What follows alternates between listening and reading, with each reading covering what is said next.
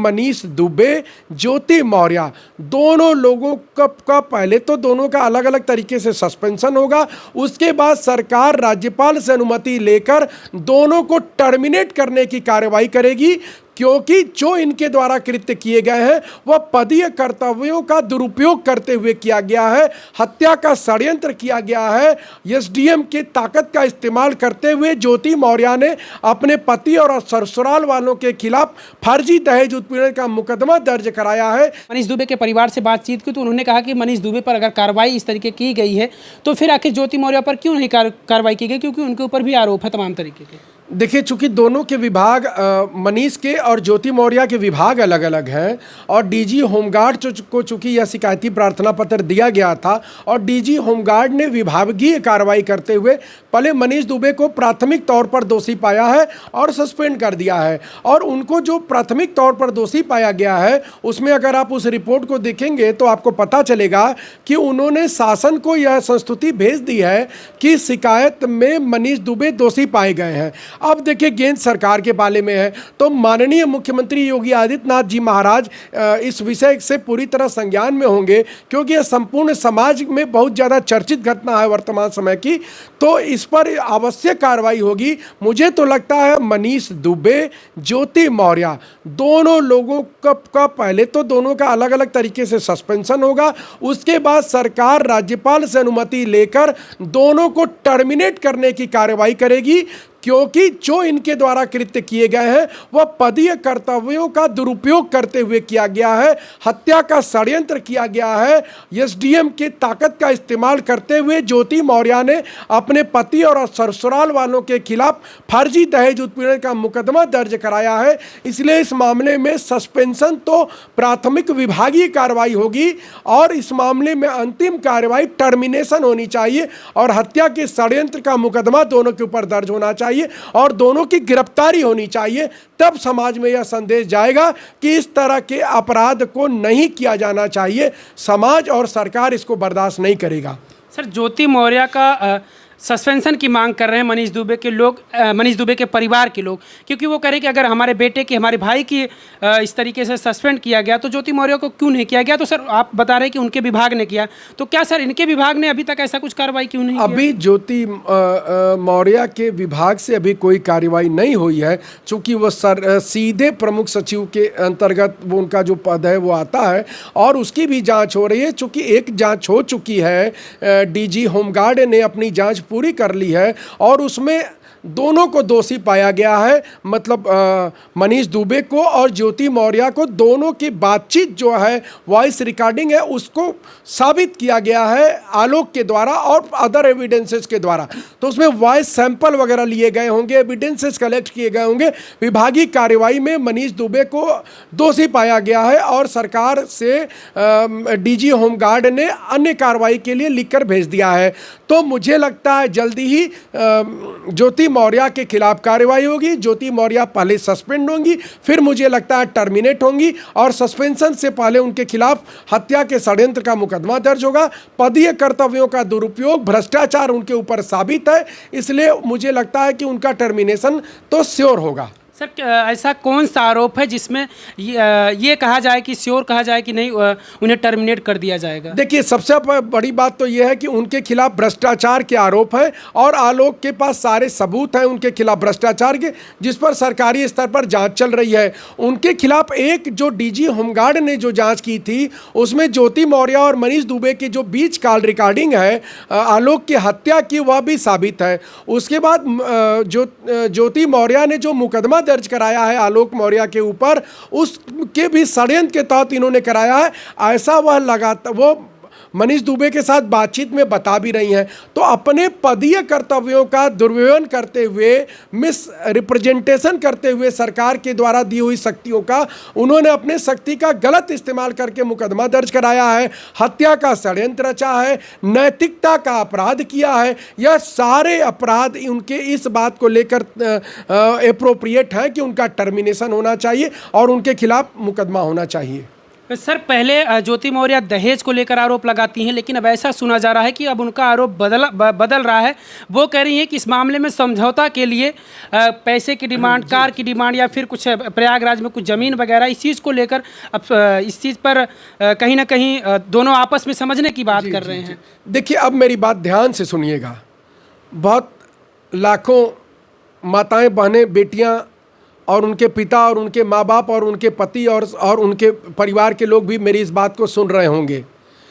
जब कभी भी मैरिज सेटलमेंट की बात होती है तो स्त्री कमज़ोर होती है।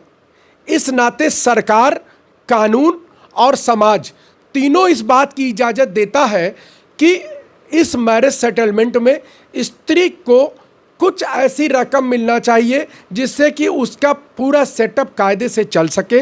और इवन कानून में आधी प्रॉपर्टी का अधिकार है, संपत्ति में आधा अधिकार। अगर तलाक पति मांगता है पत्नी से तो पत्नी को यह अधिकार है कि वह पति की संपत्ति में आधा प्राप्त करे, जरिए कानून या जरिए समाज।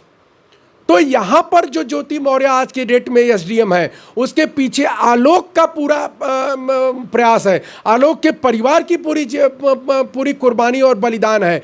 तो इसलिए, और आलोक का जो सामाजिक स्तर है, आलोक का जो स्टेटस है, उसका जो कर्मचारी के रूप में भी जो स्टेटस है, वह ज्योति मौर्य से बहुत नीचे है और ज्योति मौर्य का बहुत ऊपर है। इसलिए यदि मैं इसकी पुष्टि नहीं करता हूं और मुझे नहीं लगता कि उन्होंने यह मांग की होगी, और लेकिन मैं यह कहता हूं कि यदि उन्होंने यह मांग की तो उन्होंने कोई गलती नहीं की है। यह दहेज नहीं माना जाएगा। यह एक उच्च पद पर बैठे हुए मैरिज, चूँकि हमारे यहाँ मैरिज एक विधि के अनुसार मैरिज एक कॉन्ट्रैक्ट है, तो उस कॉन्ट्रैक्ट में जो मजबूत व्यक्ति है वह कमज़ोर व्यक्ति को यदि छोड़ता है तो उसके लाइफ के अपलिफ्टमेंट की जिम्मेदारी भी दूसरे पक्ष की होती है। 99% बार यह बात स्त्री के लिए इस्तेमाल होती है, लेकिन आलोक मौर्य के विषय में यह बात आलोक के लिए इस्तेमाल होगी। और मैं यही नहीं, यदि आलोक भी अदालत में मुकदमा दाखिल करते हैं या ज्योति मौर्य तलाक का मुकदमा दाखिल करती हैं, तो तलाक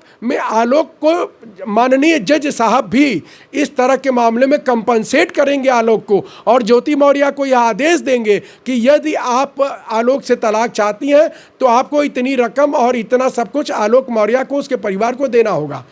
तो ऐसे में सर, अगर पति पत्नी में देखा जाए तो जो मजबूत पक्ष है पैसे में हो उसको सर मेंटेनेंस के लिए कानून है, ये कानून है। यदि पति बिस्तर पर है, यदि पति कोई भी अपना पालन पोषण करने में असमर्थ है, यदि पति नहीं है और सास ससुर अपना पालन पोषण करने में असमर्थ है, तो जो पत्नी है, भले वह विधवा हो, उसकी यह नैतिक जिम्मेदारी बनती है और कानूनी रूप से यह जिम्मेदारी बनती है कि उसको अपने सास ससुर को मेंटेनेंस देना पड़ेगा, उनकी देखभाल करनी भी, यह कानून है।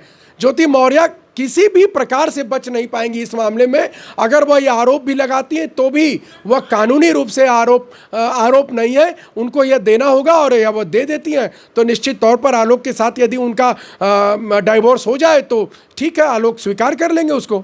अगर सर ऐसा कुछ नहीं हो, क्योंकि मैंने आलोक मौर्य के वकील से हमने बातचीत की तो उन्होंने ये भी पुष्टि नहीं किया, उन्होंने कुछ आशंका जताई कि शायद आलोक मौर्य और ज्योति मौर्य एक हो सकते हैं, ऐसी कुछ आशंका है। तो सर देखिए, मैंने भी यही कहा, मैंने चूंकि मैं विधि का जानकार हूं और सामाजिक मुद्दों पर मैं अपनी परख रखता हूं, इसीलिए मैंने कहा कि यह अगर आलोक और ज्योति यह मांग आलोक ज्योति से यह मांग कर रहे हैं तो वह गलत मांग नहीं है, वह इलीगल मांग नहीं है, वह कानून के नज़रिए से मांग है। यदि अदालत में भी ज्योति मौर्य तलाक का मुकदमा दाखिल करेंगी तो अदालत यह आदेश करेगी कि आप आलोक को कंपनसेट करिए, क्योंकि किसी को किसी के साथ रहने में नैतिक रूप से भी आप मजबूर नहीं कर सकते हैं, लेकिन अगर आप उसको छोड़ना चाहते हैं तो कंपनसेशन आपको देना होगा। वह कंपनसेशन की मांग आलोक तो कर नहीं रहे हैं, पहली बात। अगर आलोक कर रहे हैं तो गलत भी नहीं कर रहे हैं, और अगर यह बात अदालत में जाएगी या कानून के नज़रिए से जाएगी तो इस पर अदालत का जो पक्ष होगा वो आलोक के साथ होगा।